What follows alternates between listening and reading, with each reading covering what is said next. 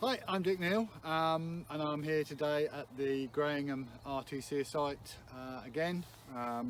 We're now about 11th of June, and today we're going to have a quick look at the soil condition ready for the following crop. This is one of the things that I was going to cover on our live open days. Obviously we're not having those, we're gone virtual, so I'm just going to take you through having a quick look at the soil to see what we might do for the following crop. And we've got two situations we're going to have a look at. One is in crop, so we've got the interaction of the roots of the current crop growing in the soil to have a look at, and then we'll have a quick look at a piece of soil that's currently bare where it got washed out over winter.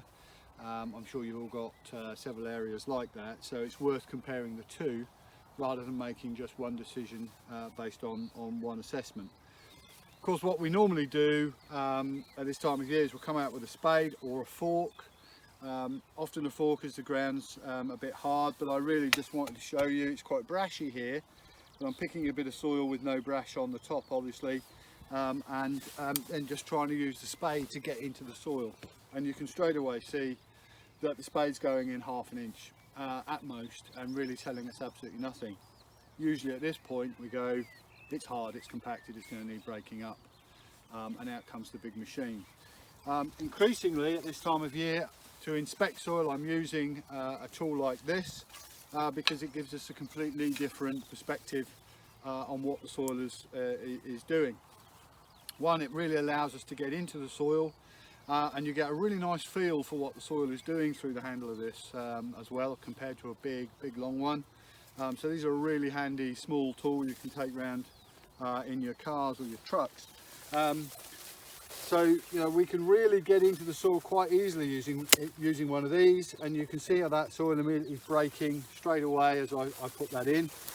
We've already spent a few minutes digging down with this, and you can see it picks away at the soil down here really quite nicely, and then brings out the soil so you can inspect it in good lumps.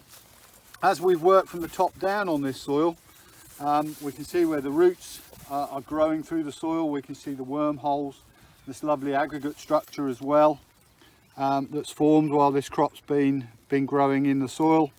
Break the soil open. Now we've had some rain, you straight away see where worms are actually bringing sand from the lower depths of the soil up to the surface. That's a really nice clear indication of what worms do in the soil. They take soil from the surface down through the profile, and they bring soil from lower in the profile back up to the surface. So they're cycling nutrients within that soil for you all the time. Really cannot be underestimated what worms do for you. That's obviously a big anisic worm. We've got small endogeeic worms working in this upper layer, and now we've had some rain, about 20 mils just lately. Last time Alice and I looked at this soil, absolutely rock hard in the top 3 inches or so, which was typical of where the seedbed had been prepared before. Now we've had the rain, as is usual, just one little press with the finger and thumb, and it breaks down into a seedbed. So, and this is what we're really trying to demonstrate, is that you can make assessments on really dry soil, get completely the wrong idea of what's going on in that soil. What you can do is add your own water in dry times. You just add about 20 litres of water to a limited area of soil, go and have your lunch, come back after lunch and then dig it, and it will completely transform the way the soil behaves. So instead of running around with lots and lots of cultivations in very dry soil, trying to make a seedbed ready for the drilling time, what you can do is, if soil is in good condition like we're seeing here when you've inspected it, so if we look down through the profile, we can see roots passing all the way down through. The surface is really now, it's moist, lovely and friable and open. This is the area we're going to drill our new crop. So all we need to do is either direct drill into that, if we have that kind of drill, or if we're going to make a seedbed, we don't want to get into the soil too quickly, and then we can just make a seedbed in this area here quickly for the drill to work in. If we can leave all of this root structure and the soil structure intact below that, then water will run down through the lines that the roots have left as they die back. But also what the roots do there is that they stabilise the soil going forward. Allow the soil to store more nutrition, more water as the rain falls. But this is a real crucial point of stabilising your soil, is trying to keep roots intact in that lower area. And as we dig into this side here, we've got a lot of stone in this soil, obviously. That helps stop the soil compacting. You can't compact stone. So as this breaks open, the soil around it is really quite soft. But you see, as we work back into this soil, we've got roots all the way down through. So let the current crop tell you what's going on in the soil. And we can gently pick away at these stones. Again, every time we take one of these out, more roots become visible, and we can see that there's no restriction to the rooting down into this soil. We can keep going as deep as we like, and I've no doubt we will find roots all the way down through this soil. It's very stony stuff. But as we keep going down, we keep finding more fresh roots all the way down through the soil. And this soil is not tight. This soil does not need breaking up for more crop.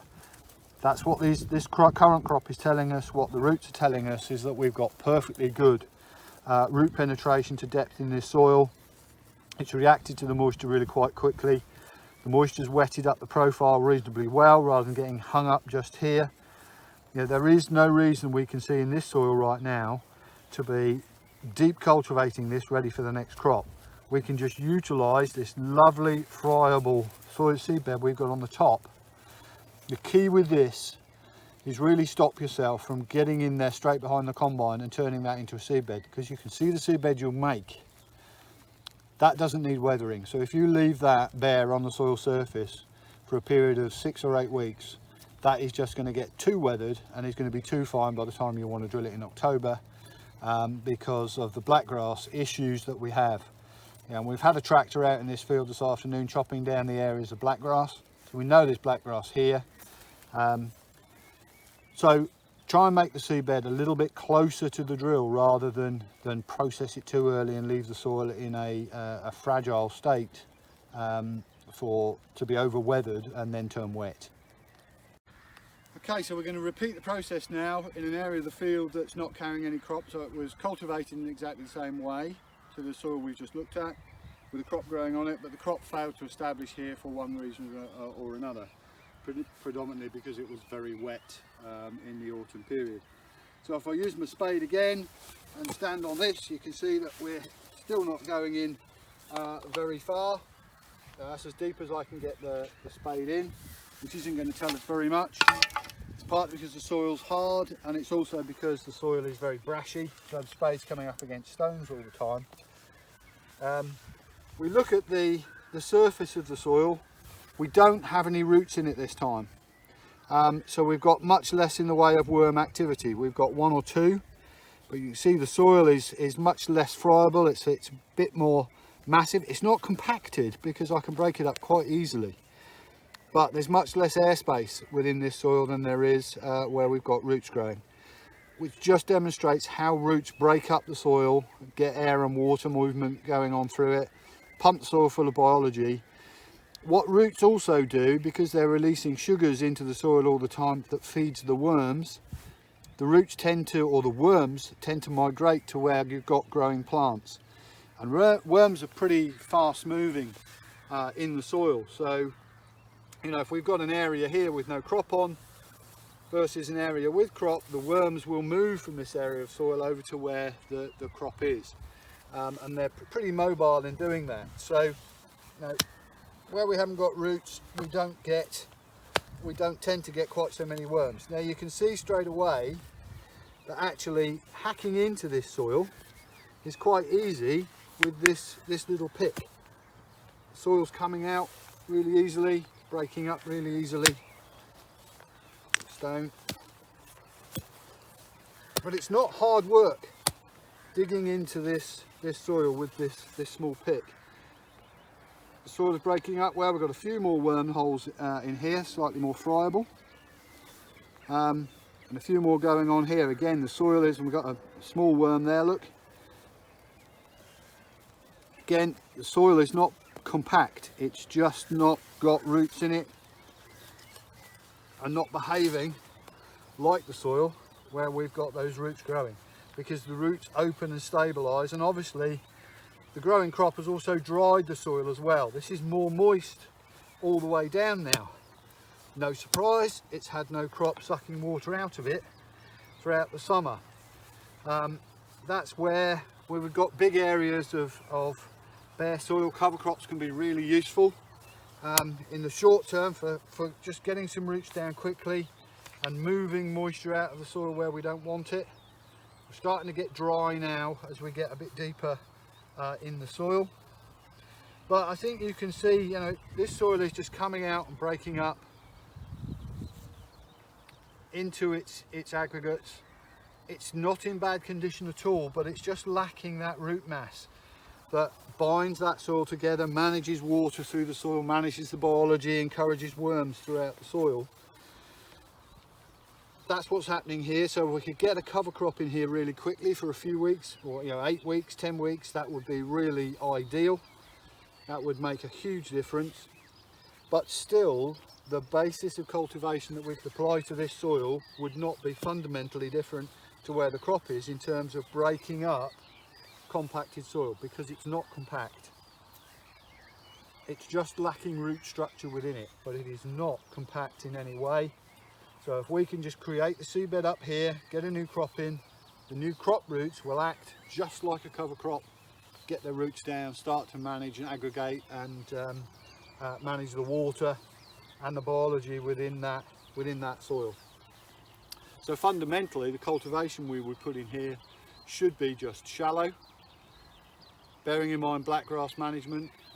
Bare soil like this, we would get a cover crop in now. We've got moisture to get that cover crop up and away really quickly.